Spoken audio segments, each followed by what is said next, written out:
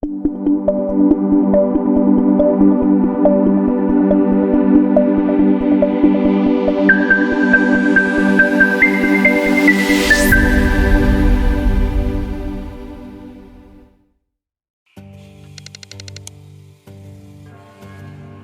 is pink Himalayan salt.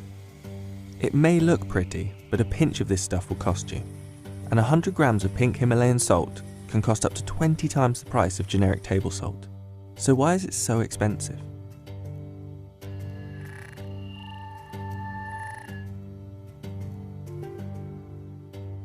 Pink Himalayan salt has gathered a cult following.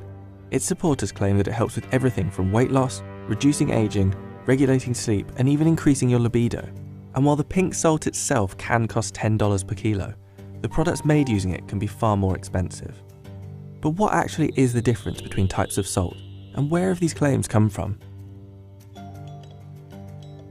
To get an idea of what makes pink Himalayan salt different, we need to look at the different types of salt in the industry. Table salt is often made by drilling into underground seabeds, pumping out the salt water, and then refining it in purification plants. Natural minerals like magnesium or potassium are taken away. Sea salt is made by evaporating seawater using the sun or indoor heaters. Unlike table salt, it normally has no extra chemicals added, and its natural minerals stay intact. Rock salt is different. In certain regions of the world, buried hundreds of feet below the ground, are the remains of evaporated seas. This mineral, halite, gets harvested by drilling the rock face, crushing the salt and splintering it into pieces. Pink salt can only be found in very few places, from the Murray River in Australia to Maras in Peru, but the supply is far from limited. The majority of pink salt mines in the world are in Pakistan, at the base of the Himalayas, and the Kerwa salt mine in Pakistan produces 350,000 tonnes per year. So, is pink salt healthier?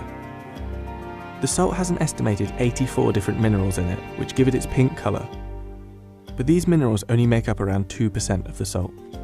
So apparently it's reported you can get around 84 different trace mineral elements.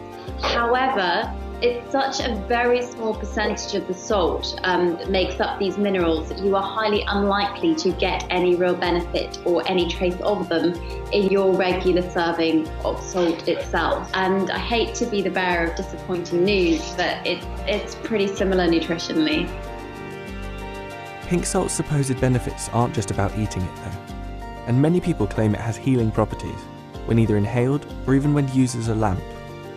I can see why trends come about. So, for instance, there's a lot of different homeopathic remedies that can seem very, very appealing, but actually because they're not grounded in evidence, a lot of the time, a small hint of something having a promise can get blown out of proportion, especially when it comes to the media, especially in terms of beautiful looking items. And I think pink salt, of course, is a lot more appealing for a lot of people when you compare it to your regular white salt.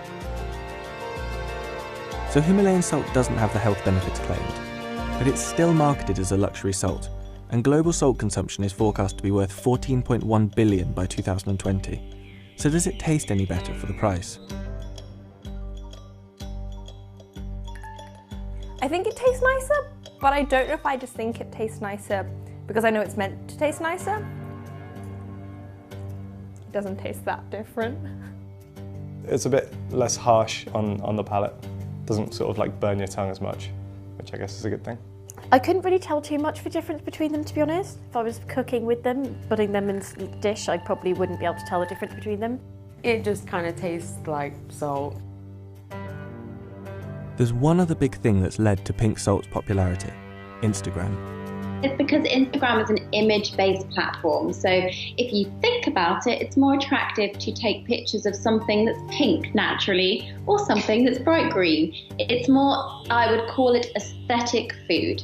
So looking at how food appears rather than it being a miracle benefit. And I think if you are looking at social media on a whole, it goes in seasons and it goes in whatever is the most photographed item. I don't think it will be around forever.